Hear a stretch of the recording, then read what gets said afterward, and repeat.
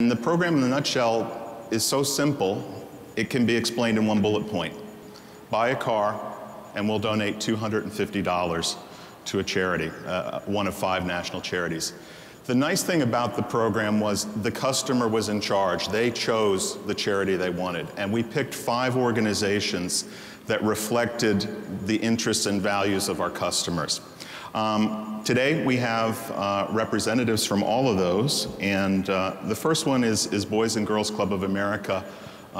It's an organization that serves at-risk youth, and as people are cutting back, we were talking about this last night at dinner, think about it, tough in economic times, people cut back on daycare.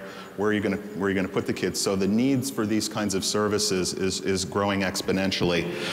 Oh wow, really loud all of a sudden. Wake up. We're happy to have the Executive Vice President. I have to read the titles because they're really long. They're actually almost as long as mine. So, Executive Vice President of Resource Development and Marketing, we have Cindy Court from Boys and Girls Club of America. Thanks for joining us today, Cindy.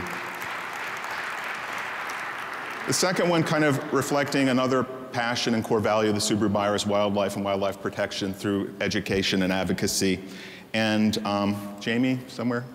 Jamie Matias is the Chief Operating Officer and Executive Vice President of the Wildlife Federation.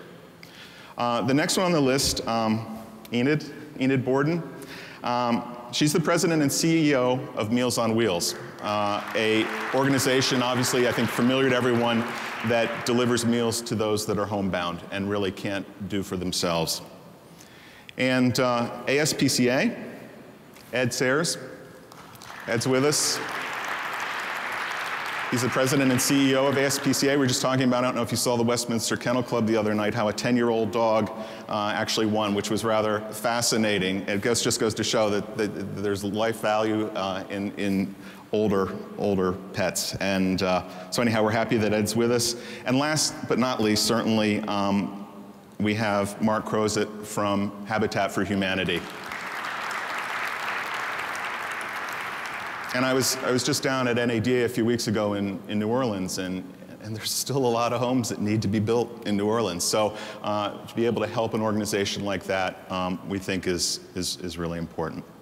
So let's talk a little bit again about the results of the program. If we could go to the next slide, please, and on to the next one. In an industry that was off.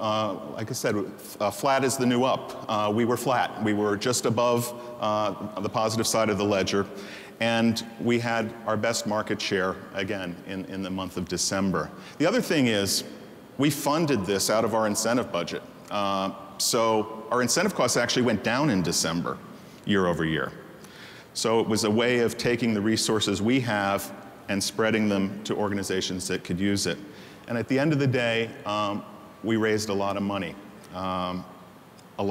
which makes me feel very happy and very proud to be associated with it. If we could go to the next slide, we'll tell you exactly how much we raised. We raised actually slightly over $4.6 million for these 5 organizations.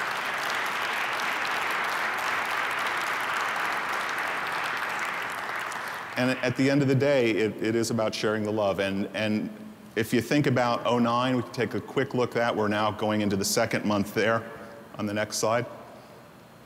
We're confident about 2009. We were up 8% in the month of January. When I left the office the other day, things were looking pretty good for another good February. Forrester, again, leading the way, up 115% year over year. Perhaps a slight unfair comparison because it was in the last year of its life cycle. But nonetheless, in this market, when people are anxious about making investments, I think a very strong result. And more importantly, we're celebrating 20 years of legacy in this market, and we'll introduce the 4th generation product later this year. And hopefully that'll be the engine for the next Share the Love. So we want to thank you for coming. We know it was a party night out there. I hope the hangovers aren't too bad. But thanks for joining us, and thank you very much. Have a good day. Enjoy the show. Yep.